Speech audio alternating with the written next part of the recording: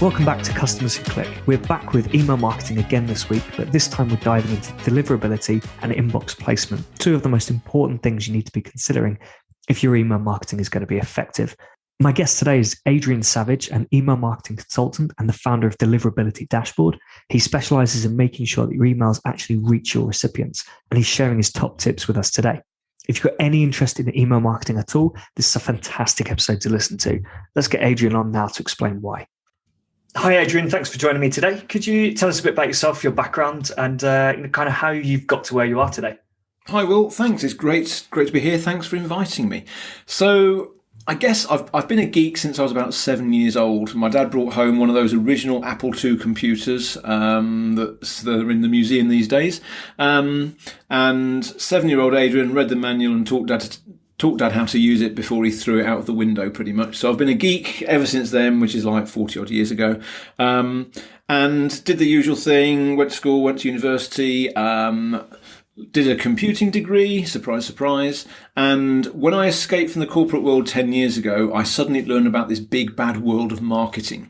And I was one of the few people on the various training courses and masterminds and things like that I was in who wasn't getting terrified of the technology. So it was fairly natural that I'd become a marketing automation consultant. So I worked with things like Infusionsoft and ActiveCampaign over the years. And one of the things I very quickly found was that people were having problems getting their emails delivered. They were finding that they were sending emails and they were going into the spam folder. Back in the bad old days of probably about 8 years ago, there were times when emails were just disappearing. They weren't even making it into the spam. And while I did lose a few clients in the early days while I was learning how all this stuff worked, luckily I started to find ways of getting around this problem.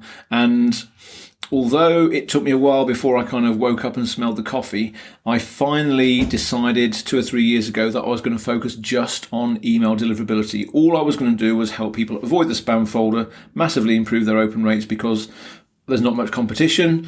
I love doing it. And it's a great way to help people get their message out there better. So that's kind of how I've got to where I am today, I guess. Awesome. Yeah, sounds really good. I remember the first computer we had, can't remember the exact model, but it was an Amiga. So it used those larger floppy disks as well, not the 3.5 inch, which was I think the one that everyone remembers. It was the big ones that were proper floppy. Yeah. I remember those. I remember having to do everything off those. We mainly used it for gaming. That's the only reason. Well, it was a good machine for that. I remember lots of memories of dodgy games with dodgy graphics and things like that. So I learned the hard way that I suck at computer games, so I've kind of given them a wide berth ever since. But it was a good way of wasting many years of a misspent youth for sure. It definitely got me and my brothers into gaming pretty much for the rest of our lives. Not so much for me, but. Yeah, my older brother definitely, and even younger brother, consoles as well. We'd get not every new console, but we had quite a few of them over the years. Yeah, and that can become a very expensive hobby, right? Yeah, especially when you're a kid and it's not your money. It's a very, very expensive hobby for your parents. Yeah, it's suddenly become very popular to your parents, definitely. Yeah, cool. Well, let's talk about avoiding the spam folder then, and improving open rates and things. So you mentioned you're focusing on that as opposed to what would you say? Because I imagine in my head I'm thinking a lot of what you're going to say is what I'd consider the general piece of marketing automation anyway. But yeah. Yeah, I guess the thing is, there's a lot of people out there that focus on how to get your message out there, how to build funnels, how to do, all of that stuff. And that is really, really important. But the thing I've found is it doesn't matter how good the emails are that you write if they're not being seen by people. And, there was always that little bit of background where there were always people having problems getting things through. And I realised there weren't many people that know about this stuff already, so I started to really dig into it and understand, well, what are the most important things? And what I've found is that the world has changed so much in recent years that people haven't necessarily caught up. Because if you go back a few years, it was nice and easy. You could just build the biggest email list that you could, and then tens, hundreds of thousands of people on there, and then you just literally mail the hell out of it until people either buy, die, or unsubscribe. And that was the old way of doing it, and it was nice and easy. And there's still some old school marketers that do that today. But what I realized was, unless I can start showing people how much the world has changed and how you actually really do need to wake up and understand what to do differently now, then email is going to go downhill, because there's so much, there's so much of opinion out there that email is dead and that you've got to use social media or video or whatever. But the thing is, email is still there, and I'm really passionate about helping people make sure they can make the very most out of it. I'm not saying, I'm certainly not talking down any of the alternatives, because the best thing is always to have lots of different ways of getting to your audience. But the more you can just understand that there's a few very simple but very important things you can do. And if you bear all that in mind, then you're going to reach the point where you can potentially double your open rates. And if you're doing all the right things, you can maybe get open rates as high as 40% or more. And you can really minimize the risks that the emails that you send out are going to go to the spam folder. Because the thing is, people still think it's just down to either the email platform they're using or the wording in their email or something like that. But there's a bit more to it than that, and that's obviously what we're going to talk about today. Yeah, I think I've worked with email for pretty much my whole career. I remember working with Return Path probably about 10 years ago now, and that was the start of my career. Right, so that was quite new to me, but I picked it up, understood what they were talking about, all made sense to me. But there were other people who've been doing email marketing for, probably 10, 15 years in kind of actual e-commerce-y kind of space. And it just didn't make sense to them. They didn't understand it. They were the sort who would just send out an email to the million people on your list, and that was it. And then when it was explained to us that, if you've got 400,000 people on that list who never open your email, that's not a good thing. Yeah, absolutely. That's a really bad thing. And I imagine it's even worse now with the improvements that the ESPs make. They now understand that behavior even better. And so they understand even more that those 400,000 people that you're sending to but never open, like that's not good behavior. Yeah, so very much so. But so let's go into what's your process? How do you approach this? Okay, so I've broken the whole area of email deliverability down into 4 key areas, and created a framework around it that I call the RACE framework. And RACE actually stands for something. It stands for the 4 things. We've got R for reputation, we've got A for authentication, we've got C for content, and we've got E for engagement. And within each of those areas, there's specific things that really matter. And as with anything, I could talk about each of those bits for days on end, but it's really about focusing on the most important aspects of each of the RACE model. Because if you focus on the most important bits first, if you pick the low-hanging fruit, then you'll find that even just doing a few of the simple things, you're going to start transforming your performance. So it's really, really important just to work. In some cases, it's just something you've got to do once. In other cases, it's a bit more of a mindset shift and things like that. So we'll go through that as we dig into it. Do you want me to go down into detail now, or is there anything else that you want to look at before I kind of get into the detail? No, let's just start. Let's start with R. Okay, brilliant. Yeah. So if we start with reputation, then it kind of makes sense. If you're sending out emails and you've got a poor reputation, you're probably going to end up in the spam folder for some reason. Because what's happened over the years is, firstly, the email world has changed to the point where as much as 3/4 or maybe even 90% of a typical email list are dominated by 3 players. We've got Google that often they will, more than half of someone's email list might well be going to people with Google mailboxes, either using Gmail or Google Workspace or something like that. Then you've got another 10-15% that might be on Microsoft, which is either Hotmail, Outlook.com, or maybe Microsoft 365. And then Yahoo is still in there with another maybe 10%. And Yahoo still own AOL. AOL is actually still a thing out there. There's still plenty of AOL. Didn't AOL get sold recently? If they have, then I will need to double check that. I think it was in the last week or two. So that could be very interesting. Let me just have a look. There we go. There we go. So what's just happened is, Yahoo got bought by Verizon, who also bought AOL. So Verizon, it looks like, have now sold the Verizon media part of it, which includes Yahoo and AOL. Yahoo and AOL, okay.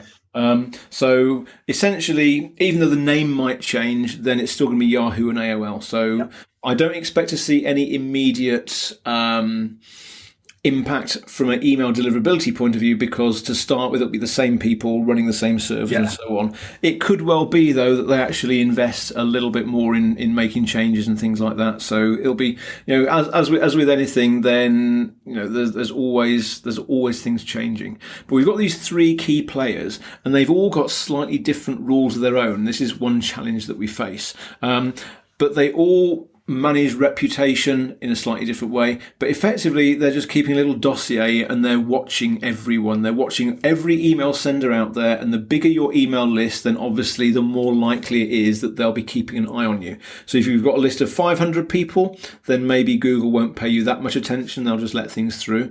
If you've got a list of 100,000 people, then Google will certainly be watching you at that point, and they'll be seeing every single email blast that you send out, and they'll be seeing who's opening them, who's not opening them, what's the behavior, that kind of thing. And if you do anything that's a little bit too crazy, then that's what's going to affect your reputation. Because the reputation comes from two different places. The first one, which doesn't have a huge impact anymore, is the server reputation, or the IP address reputation. And this is based on the email platform you're using, whether it's ActiveCampaign, HubSpot, MailChimp, Keep, something like that. Or it might be you're sending an individual mail from Gmail or Microsoft or whatever. And the good news is, in this day and age, the majority of email platforms out there all have a consistently good reputation. So I often get asked, am I going to get better email performance if I switch from ActiveCampaign to Keep, or from MailChimp to ActiveCampaign, or something like that? And the good news these days is it's unlikely to have that much of an impact. I would never recommend switching platforms just to get better email performance, because a lot of it is based on what you actually do. And the best analogy that I use for that is if someone's trying to keep fit and they're going to the gym. If you switch from one gym to another and keep doing the same exercises, you're not going to get any fitter. And the same is true if you switch email platforms. Unless you fundamentally change what you're doing, that's what's going to have the impact. And that's where we switch from the IP reputation to the domain reputation, which is all about what you are doing as a sender, and they're just looking at all the emails that come from your email domain, and that's the bit that matters the most. Okay, so I get the point about not switching between providers. However, I think there's a big thing about, should you use a shared IP through that provider or have a dedicated IP? Is that kind of same thing? But the dedicated IP doesn't help that much anymore? It's a really good question. If your volume is high enough, a dedicated IP is likely to be a good thing, as long as you are being sensible. If you're not sending many emails, then the problem with a dedicated IP address is you're not sending enough to appear on anyone's radar. So you will always get treated with a neutral level of contempt, shall we call it. It's only if you build things up so you need to be sending tens, if not hundreds of thousands of emails consistently every single day from this one IP address before it's going to get noticed. And if you're then, and as long as you're doing all the good things that I'm going to talk about today, then at that point, having a dedicated IP address is worth it. But unless you've got a really high volume, and most people don't, in fairness, then it's very rare that I recommend getting a dedicated IP. And I'm working with a couple of clients at the moment where they were misinformed by the email provider they were using. They switched to a dedicated IP, and they saw their performance go down the pan because exactly that. They weren't sending enough. And also, unfortunately, they were adopting a few not so great practices as they were sending out their emails. So that was actually hurting them rather than helping. So you do need to be very careful there, because if you do just send from the one IP address and you're doing bad things, or your volume isn't great enough, then it's not going to help, and it might make things worse. So in general, I would still err on the side of caution and say use a shared IP pool that most email providers use, because they're getting cleverer at how they manage this. I single out Keep, formerly Infusionsoft, as a good example of this, because they will choose different IP addresses and different servers based on how recently each contact is engaged. So they're protecting the good senders from the bad by making sure that the people who are looking after their list the emails get sent from a good place. The people who aren't looking after their list, the emails are more likely to get sent from a bad place. So there are things like that to take into account. But even if there isn't anything clever like that, then it means that the shared IP addresses mean that you're going off the average performance of all the people that use them. And to be really fair, all of the email marketing providers out there have very strict rules to try their hardest to stop letting spam get through and to stop people getting complaints and IP addresses getting on block lists and things like that. So, there is always a small element of risk with a shared server, because obviously you're only as good as the average of the people using it, but in most cases it's still pretty good. So my recommendation on the whole would be stick with a shared pool of IP addresses, unless you've got a very specific niche that you need to send from, or if it is a particular high volume that you're using. Yeah, fair enough, makes sense. So how do you build reputation? So reputation is based on a number of things. First off, as I said, this is mainly based on everything you're sending from your domain. That's the most important thing. So in my case, I send from deliverabilitydashboard.com. So whether it's my support address or a marketing address or a personal address, everything that I send contributes to that domain reputation. If you use a subdomain, sometimes that will get split out a bit. Some people use a subdomain for marketing and another one for sales and another one for general stuff. But Google in particular, they're clever enough to join the dots, and if one subdomain gets a little bit hurt with reputation, then the others might as well. So I don't see that much of a benefit at this stage of separating things out. Does that mean kind of equally vice versa? If everything's doing really well and then suddenly you add add a sales subdomain or a marketing subdomain, Google would then say, well, I can see this is part of the same company, so the rest of the company is performing well, so there's no need to penalize this. Yeah, absolutely. So it should.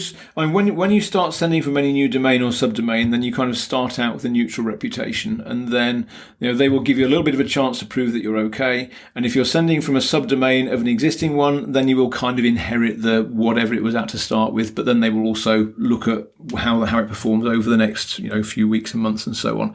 But then once you've done that, it is a case of pretty much being sensible, because as well as each of the Googles and the Microsofts and the Yahoos of this world, then there's also third parties. There's things like Spamhaus and various other reputation monitoring companies out there, and they still have a level of influence once you get outside the big three mailbox providers, because there's things called block lists that you've got to look out for. And if you do anything too crazy, then you will end up listed on a block list. And I'll talk about what you can do in a second. The thing to mention is that Google, Microsoft and Yahoo don't actually pay attention to external block lists anymore. So if you get listed on something like the Spamhaus block list or Sorbs or one of these others, it doesn't automatically mean that you're going to end up in Google jail. But if you've done something crazy enough to end up on a block list somewhere else, then I'll bet a lot of money that Google will probably have noticed as well, and you'll have taken a hit with the Google reputation. So it's always worth monitoring these block lists just in case, because that's a good kind of canary in the coal mine that will tell you something's gone wrong. Yeah, I don't know if this really happens that much, but can someone kind of maliciously put you on there? So target you to get you onto those block. Potentially they could, and the good news is this doesn't happen very often. It's a bit like the old UK Crime Watch programme, where they always said at the end of it, don't have nightmares. I don't want to scare people into thinking there's lots of terrible things that can happen, because it's very rare, but occasionally it could be that someone will maliciously add some bad email addresses onto someone's mailing list, and they could then end up triggering various spam traps and things like that I'll talk about in a second. So there is a chance of that, but fortunately it is very, very rare.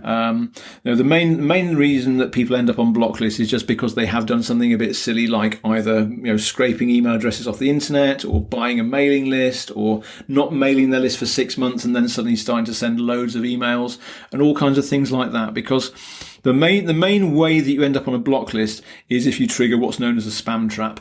And that's just an email address that either, it may have been a valid one in the past if it's a recycled spam trap, or it may have never been used for legitimate purposes in the past if it's a pristine spam trap. But then the idea, if it's a pristine spam trap, then Spamhaus and other people will just publish these email addresses on the internet, knowing that the bad guys and the bad girls are going to download those addresses and start mailing them.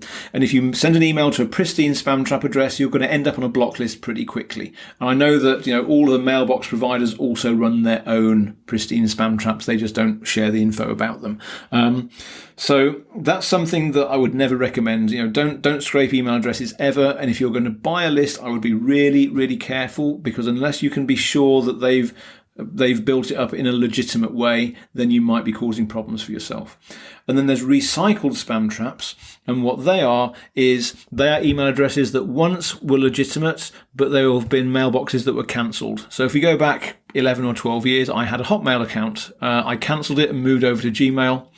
And as soon as I cancelled that account, if someone had sent me an email, they'd have received a bounce error saying this mailbox doesn't exist. Then maybe 3 months later, Microsoft will have switched that email address back on, but it wasn't going to me anymore. It was there to catch people out who weren't managing the health of their email list properly. Because in an ideal world, you're going to mail people at least once a month, and these days I'd recommend weekly. We'll talk about that later. And obviously, every time you send an email, if an address stops working, then the bounce will get received by your email marketing provider, and they will unsubscribe that contact. So as long as you're mailing people regularly, as soon as the email address stops existing, then it should get cleaned and taken off your list automatically. But if you haven't mailed anyone for 4 months, say, and that email address ceased to exist, but then all the bounce messages stopped and they opened it back up as a spam trap, you have got that risk that you're going to hit a spam trap. So it's very important to mail your contacts regularly. And if you've left it that long, then there is something called a list scrubbing tool that you can use, and that will help you identify some of these spam traps. And different. There's lots of different tools out there, and it's one of these cases where you get what you pay for. There's some very cheap ones, there's some very expensive ones, and you want to look for ones that identify all of the different types of spam traps and various other things. And bear in mind, though, it is always a kind of best guess service. They can't be 100% accurate because no spam trap provider will ever share their data. So it's based on lots of very clever secret algorithms that they won't tell anybody, particularly me. But I've seen a high level of accuracy. When I've run my clients' data through various different list scrubbing platforms, some of them get very, very good results. And I haven't seen cases where people end up on the block list after they've scrubbed their list. So it's an important thing to do on a periodic basis, just to make sure that there's no nasties getting in there. Have you got any recommendations? You got the one that I tend to use is Clean13, which is spelled with a K, because I've actually, firstly, a lot of the different email marketing platforms recommend that because they've found that helps them keep their noses clean. And secondly, that's the one that I've been able to integrate into my deliverability dashboard software. So it's very simple. Click a button, it will go away, scrub the list, and then it tags all your contacts to say, here's the bad ones, here's the good ones. So that's one of them out there. I know there's others as well, but Clean13 is the one that I've tended to have the best results with. So that's the one that I will normally pick out. Okay, cool, great. Anything more on reputation? Because I'm aware that we've already been running a little while and we've got 3 more pillars to go through. Absolutely. So that's probably the second most detailed one. So we can go in, we can kind of speed up over the next few bits. I think those are the most important bits.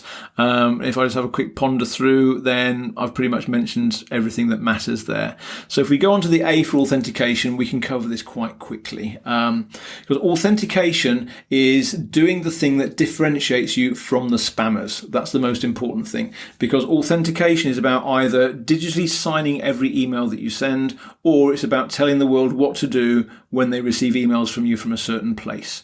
So let's start with digitally signing, because this is really, really important. This is effectively, it's every time you send an email out, then you're putting an encrypted key in there, and they compare that key with something you've published on your domain record. And as long as the two match, then it gets verified as legitimate. Because the thing a lot of people forget is that you can actually send emails from anyone in the world. You can put any address you want into the sending field when you're using an email marketing platform. We could use, Joe Biden at whitehouse.gov if we wanted. But we couldn't sign our emails digitally because we don't have access to the White House's domain. So as long as you're doing all that, then that's what's giving you a degree of legitimacy that your emails are really from you, because the spammers can't do that. They don't have control of your domain. I think a way that a lot of people try and identify spam emails is, the sender name will say, I don't know, Amazon or something, and that will look legitimate. Then you open up to see which email address it's from, and you see that it might be a Hotmail account or Gmail account that obviously someone's probably, I guess, hacked and got hold of, or it will just be some absolute rubbish, almost like this smash the keyboard put a domain on it, whatever. Yeah. But I have been seeing some which are, I guess, the more like blackmailing sort of emails where they're saying, I need you to do this, otherwise I'll do this. You can see that I've got access to your account because they've emailed you from yourself, basically. Yeah, absolutely. And the thing there is, if you've actually got the authentication set up, then you could catch them out, and that's the nice thing, because the way they send it, because that email should be digitally signed, but there's when they send out one of these that is purporting to be from you, then I haven't yet seen one of those where they've managed to sign it, because they really would have had to hack into your domain to do that, and 99 times out of 100, hopefully even more than that, then all they're doing is they're just faking an email from you, and they can't sign it, because let's face it, they haven't hacked into your account at all. They're just preying on people's fears and things like that. Exactly. So the thing to search for in your email marketing platform is known as DKIM, which stands for Domain Keys Identified Mail, and in some platforms it might be email authentication. But it's something that you only have to do once. Once you've set it up, then unless you change platforms, then that digital signing is going to work forever. And that's the biggest thing that will make a difference, because Google in particular, they are very hot on this, as a Microsoft, as a Yahoo. They will treat you with a lot of suspicion if the emails you're sending aren't DKIM signed. One provider I will call out as an example to be careful. ActiveCampaign, their setting says, the default is allow ActiveCampaign to manage your authentication for you. And then the other option is I will manage my own authentication. Now, the little warning here, folks, is that ActiveCampaign are not managing your authentication for you. They're just not doing it. They're only authenticating their server. So really, really important to always turn on that authentication option. And it means you have to go and publish something in your domain. If you're not sure how to do that, then your web person or another professional who understands deliverability can do it for you. But it's the most important one thing you can do that will make a difference between going to the inbox or going to the spam folder, because the spammers cannot sign emails, only you can. Do most platforms take you through this process as part of onboarding? They don't. This is the really frustrating thing. I'm not aware of any email platform, certainly the kind of everyday ones that the average small to medium business would use, where they even talk about it. It's there hidden away in a help file or something, but they are very bad at doing this as part of an onboarding process. So I'm willing to bet that a lot of people who've been using email marketing for a while, they might still not realize that they can sign their emails. So, if you get set up with a good consultant or something like that, they will take you through it. But I've come across so many people where they just haven't done it, and it's a crying shame. I suppose when the big issues are probably where it didn't get done initially. A company's been with a platform for a few years. The person who did set it up leaves. Yeah. And the new person doesn't check. Mm-hmm. Because everyone assumes, either don't know about it and therefore don't know to check it. Yeah. Or possibly just assume that because you've been using that platform for years, it must have been done. Yeah, absolutely. And yet it's never that simple. So, definitely check that. And then the other really important method of authentication is what's known as SPF, which stands for Sender Policy Framework. Nothing to do with sun cream. This is a very different type of SPF. But if you don't set up SPF, you're going to get burnt. So that's probably the worst joke of the day. I will not apologise for that, though. But SPF really matters because it's another record that you publish in your domain, and it tells you which email platforms you trust to send emails on your behalf. So the biggest mistake people make is they have more than one SPF record. You must only have one, and in that one line of text that goes onto your domain, it says pretty much, I will trust ActiveCampaign, Google Workspace, and Zendesk to send emails on my behalf. So it's important that you list all of the different email platforms that you send, because otherwise there's a risk that it won't be treated as legitimate email. So SPF, again, that's the other type of authentication that you must set up and check that it's set up, and it's a one-off. The only time you change it is if you change any of your email platforms. So those are the two key ones, and I'll very quickly mention DMARC, which stands for Domain-Based Message Authentication, Reporting and Conformance, which really trips off the tongue.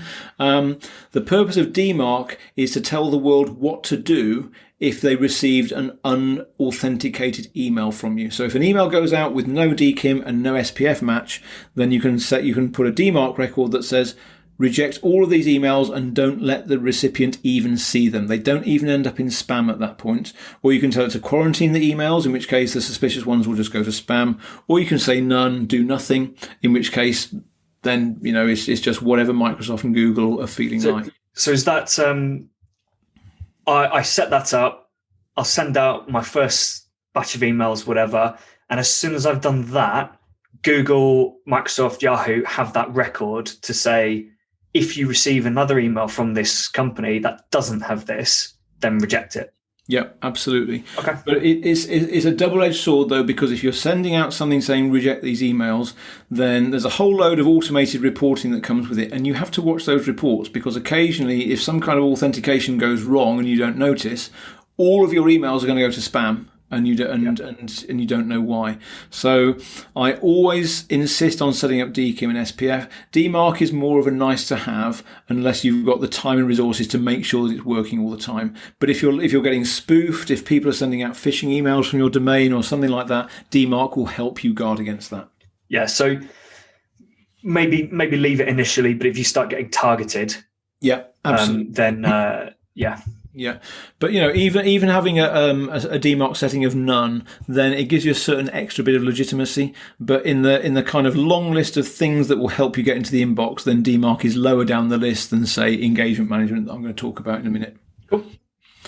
Okay, right. So let's quickly cover content. And the reason I say quickly is I could talk for about a year on content and still not run out of things to say, because there is so much to cover. But I'm going to cover probably the most obvious things very quickly. And the way I get people to remember what's important in content is another acronym. This one is WILF, which in this case stands for words, images, links, and frequency.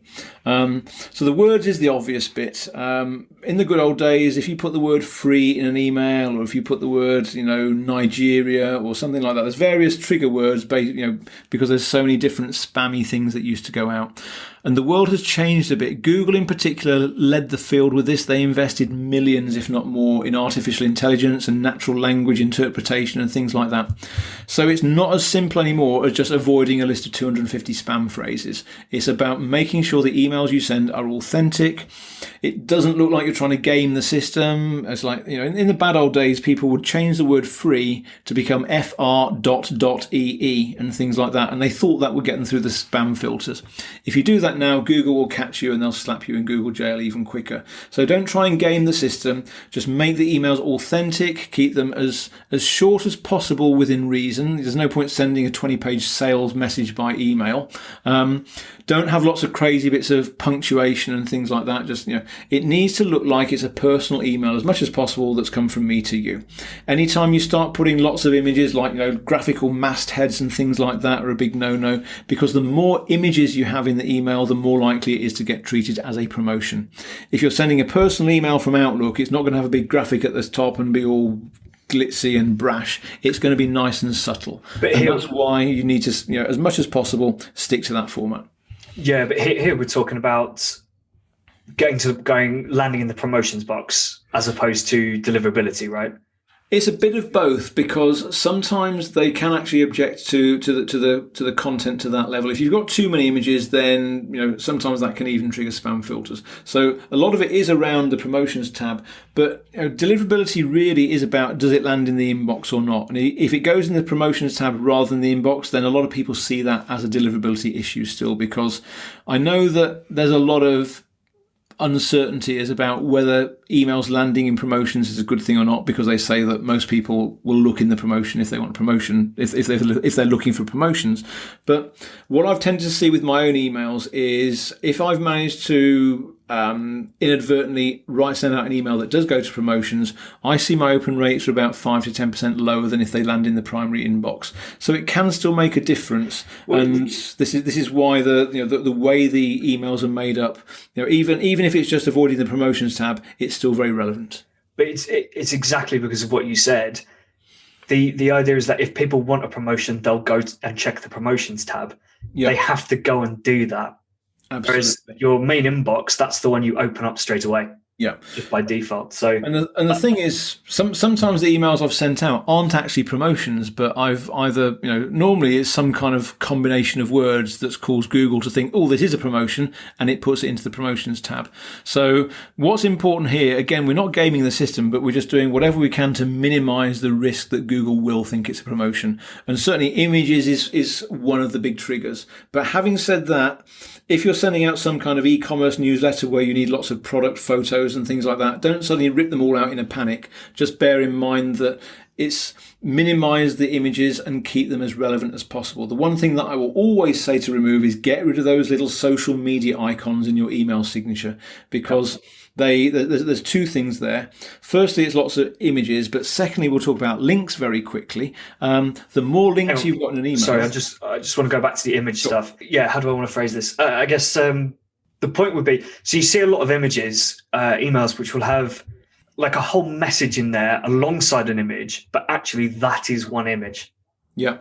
Right. So that, I'm guessing, is bad, because if you've got two of those, then 100% of your email is an image.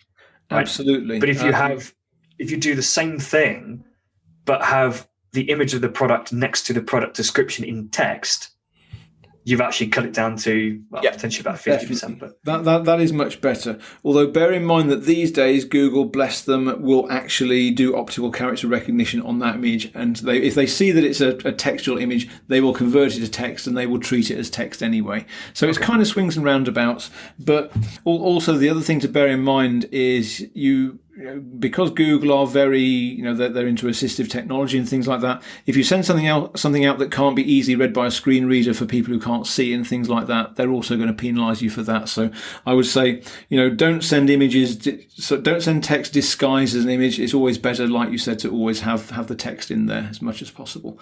But going back to links, then the other thing that really matters here is that if you've got lots of links, again, it's going to look more like a promotion. But the other thing is the reputation of every link that you include in an email, or if you even mention the name of a domain in your email, will mean that if any of those domains that you're linking to or mentioning are on a block list, then again, that email may go to spam. So social media is a perfect example of this. We've talked about having the icons in your signature, too many images, links to all these different places, too many links, but also there's the main tool that I use to check block lists is called Hetrix Tools, and every time I go onto Hetrix Tools, I will put youtube.com in there as an example to see what's happening. And I'd say about 1 in 3 times I look up YouTube on the block list, then YouTube is listed somewhere. And the reason is, every time someone sends out a video to someone, if they don't like that video, they might hit the spam button and it ends up back on the block list. So the moral there is, don't ever include links to content where you don't have control directly over the domain that you're linking to. So if you want a video on YouTube, embed it on your website and then link to your website. Don't send them straight off to YouTube or something like that. Got it. And I mean, my point of view on that has always been, firstly, no one clicks them because they're in the footer. Absolutely. No one clicks them. And secondly, anyone who does click them is going away from where you want them to go anyway. Absolutely. That's the big thing. Your email has got a strong, clear call to action. Why on earth would you want to distract someone and send them off to your Instagram feed or something like that? So absolutely. First rule of marketing, be clear on what you want people to do. Don't distract them. Yeah. So but that's bottom line, rip out those little social links. Yeah, but that's really interesting. I didn't know that, actually. So if you link to... So, sorry, just to confirm that, what you're saying is I send out an email with my latest YouTube video. Yep. Someone reports that as spam because they've decided they no longer want to hear from me, or for some reason it's the first time they've actually noticed my email for a while. They don't know who I am. Yep. They hit it as spam. Google then sees that and goes, the email that was reported as spam contains a YouTube link, therefore downgrade YouTube. Yeah, absolutely. And it's interesting because bearing in mind that Google owns YouTube, I have seen emails from YouTube end up in spam on Google. So it just goes to show there's all kinds of crazy things happen. That's so, really be very careful. Oh, and also that's why you never ever use a link shortener like bit.ly, because guess what? That's what the spammers use as well. And that is always on the block lists. So, use the functionality that an email marketing platform will give you where you can put any link you want behind text. So it doesn't really, you don't need to use a link shortener. Simple as that. Yeah, exactly. Cool. That's really interesting. So very quickly in content, the F in Wilf is frequency. And what we're talking about here is the more frequently you can send your emails, with one caveat, which is you send them to the people who want them, and you send them to the people that have demonstrated they still want them. But the higher the frequency you send, the better the results that you will get. And I've had so many objections from people over the years saying, yeah, but people don't want to hear from me all that often. They might not want my emails. If they don't want as many emails as you can send them, in most cases, they're probably not your ideal client or customer.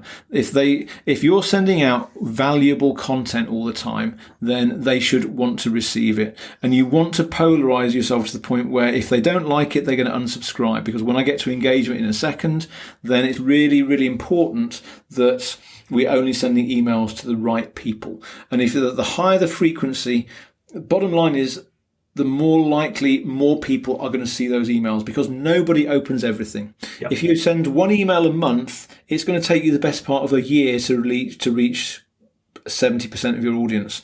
I sent an email every single day in February of this year, and I reached 75% of my audience in that month. Because even though I was only getting maybe 30 to 35% open rates at that point, there was enough overlap that someone was opening at least one of those emails up to the 3/4 of my list.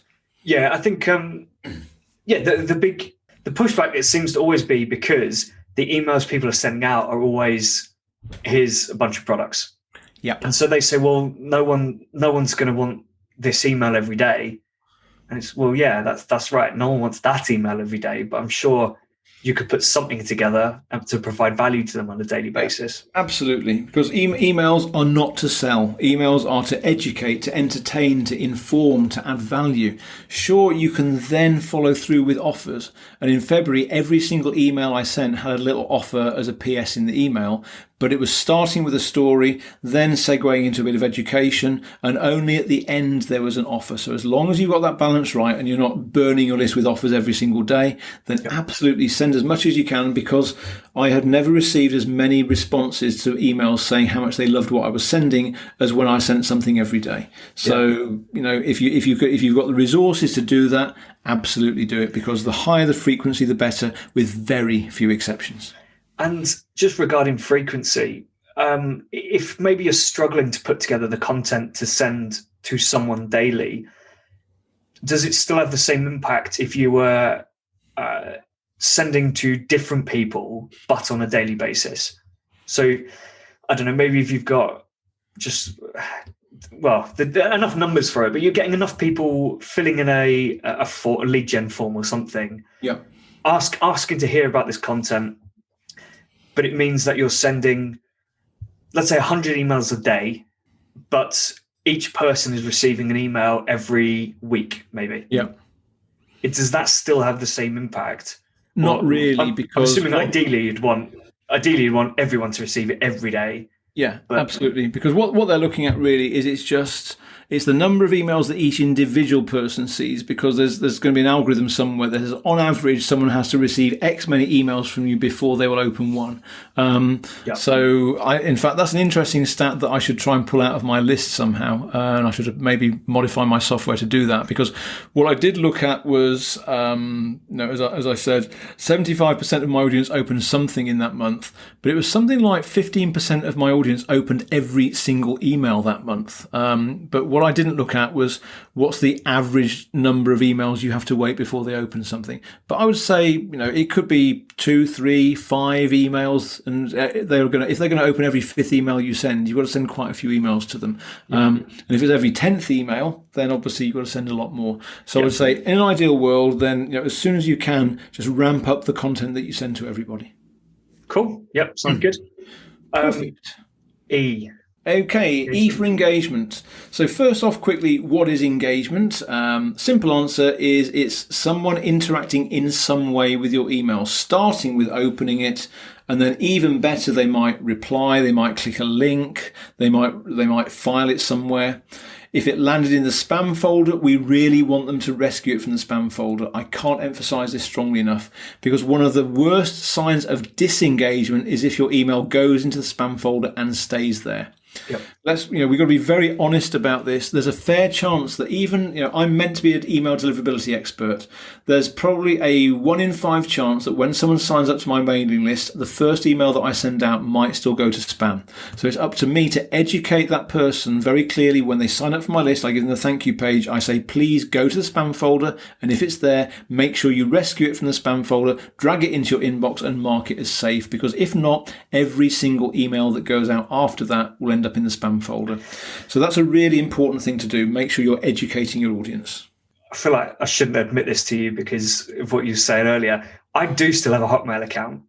It's one I've had for a long time, and it's not a throwaway account for me, but it's where I'm kind of your number 2 account, right? Where the things that you're not quite so interested in go to. It's if I'm going to sign up for an ebook or whatever, I put that email address in. Yeah. Because I don't want my main inbox full of those emails. Anyway, Microsoft, the amount of times I hit not junk on an email, and a bit later it pops back into there. Yeah.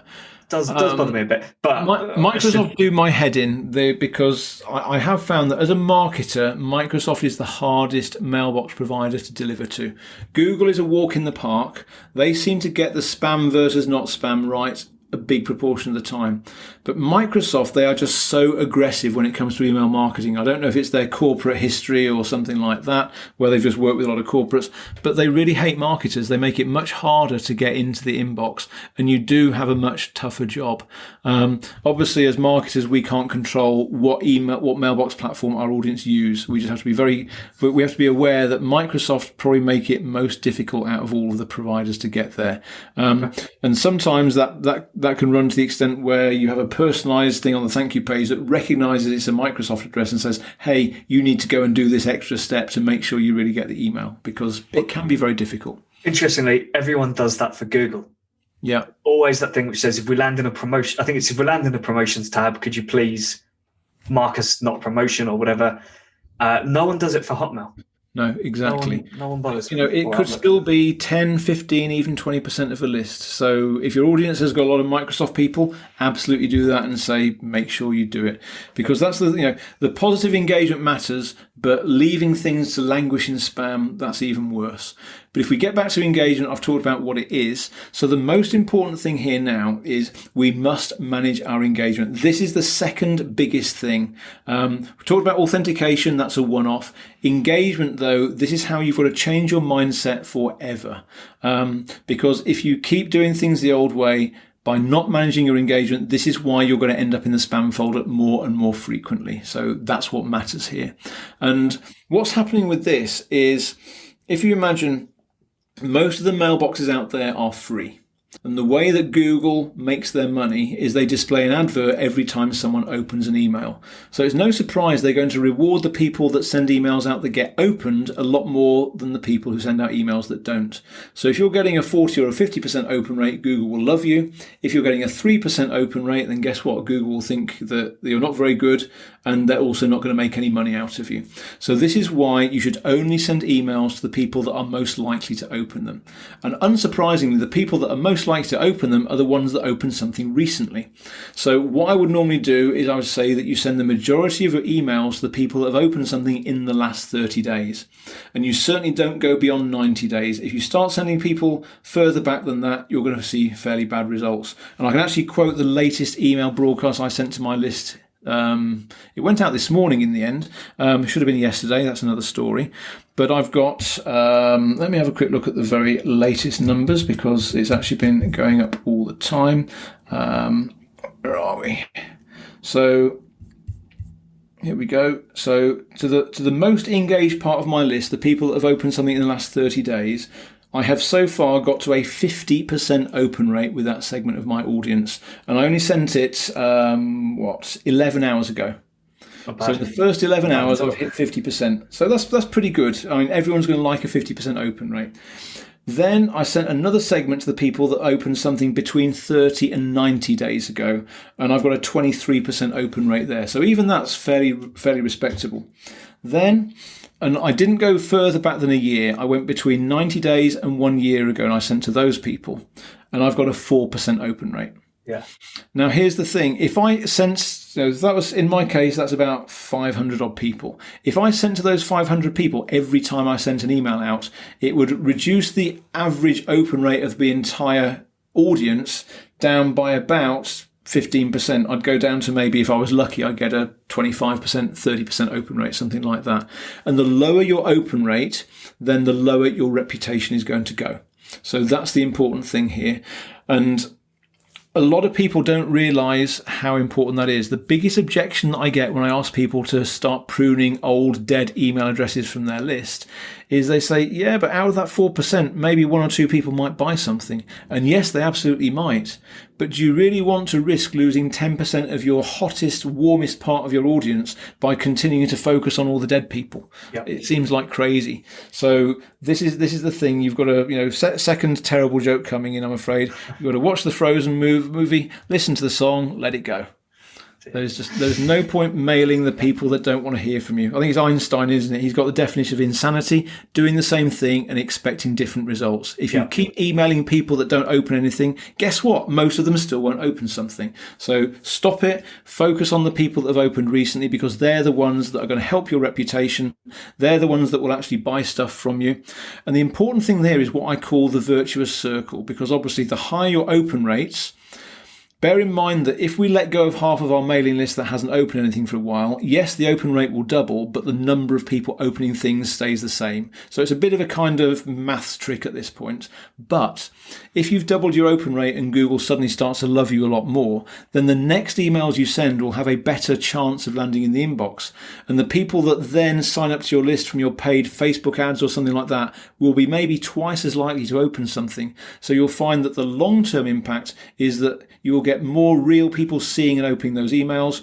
And that $5,000 a month you're spending on your Facebook ads, instead of 40% of those people engaging, you'll find that 80% of those people now engage. So the bad news is a lot of people spending thousands of dollars a month on Facebook, if they're not managing their engagement already, they're burning a lot of money. So this is why you've really got to wake up, smell the coffee, and realize that if you don't manage your engagement, you're going to be wasting a lot of money and you won't be reaching all those people. And this is the mindset shift. If you haven't done it already, you've really got to make that change. Take a leap of faith, because it is a leap of faith, letting go of all these people on your list and just focus on the people that want to hear from you. That's the important thing. Okay. Anything more you want to add to that? Because we're a bit short on time and I still want to ask you about... No, I could over-egg the pudding, but I won't. Let's jump straight on. Excellent. So Apple. I haven't looked into this too much yet, but I've heard a few things. Do you want to tell us a bit about what they've kind of said and what the impact of that will be? So iOS 15, they're going to make the default behavior that Apple will block the pixels that track email opens, which means that anyone opening an email that you send to them using Apple Mail, then you will not know they've opened that email anymore. So really, the good news is not too many people use Apple. That's not going to upset your statistics to start with, but it's very likely that other people will start doing the same thing, and you'll find that the tracking of your email opens becomes less and less accurate. It's not that good already. So what that means is it's really important, even more than ever now, to make sure you are focusing on people clicking the links in your emails. You've got to make sure every email you send has got a really compelling reason to click something and learn more, buy something, watch a video, whatever it is. Click or reply? Yeah, so replying is an interesting one, because that doesn't necessarily get fed back to your email platform. Whereas if they're clicking the link, then that will appear in the statistics. Mm-hmm. So replying is still a really good demonstration of engagement, but you won't necessarily see it inside your MailChimp platform or whatever. So the click is the most important thing going forward, and it's really a mindset shift. And if you start doing that now and really focus on those clicks, people have always said that open rates are a vanity metric, and I agree to a certain extent. You shouldn't compare your open rates with anyone else, but you should see, is the rate going up or down? If you see things going up, you're doing well. If it's going down, you're not doing so well. Although if Apple suddenly block everything, your rate will go down overnight when the iOS 15 rollout happens. So start looking a lot more at the clicks, because maybe a year from now, 2 years from now, the open rate might be, instead of being 90% accurate, it might only be 20% accurate. So we've got to be ready for that. Apple often, Apple, Google, Microsoft, they will all sometimes do something and everyone else will copy. So if that happens this time round, if Google does the same thing, then at that point suddenly 50% of your opens stop getting reported. So it's potentially very important, and it's definitely worth keeping an eye on, and it's a good reason why you must focus on call to action and having clicks in your links to click on in your email. Yeah, I mean, I suppose it just comes back to engagement, really, doesn't it? You want people to engage with those emails, because if they open it and do nothing with it, all right, it's nice that they've opened it, but it's still, if someone opens every email from you every week but never buys anything, you could see why that's not necessarily a good customer. Yeah, absolutely. If they're not even clicking on a link, if someone hasn't clicked a single link in 6 months, then are they really going to click on the buy now button that you send them next week? Probably not. So it might reach the point where we just ditch people just for not clicking. And I know some marketers that already do that, and they have great results. Yeah.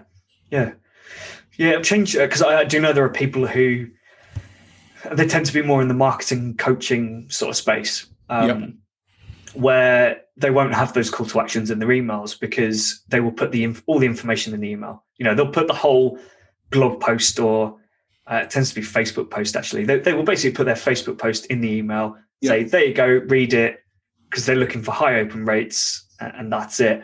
They will have to change their very much so. I've said for a long time, put a little teaser in the email, get them curious enough they want to click on that link, and then they click through, and you've recorded it. And also they're getting into the habit of clicking the link, so when you do make an offer, they're already used to clicking through things and finding out more.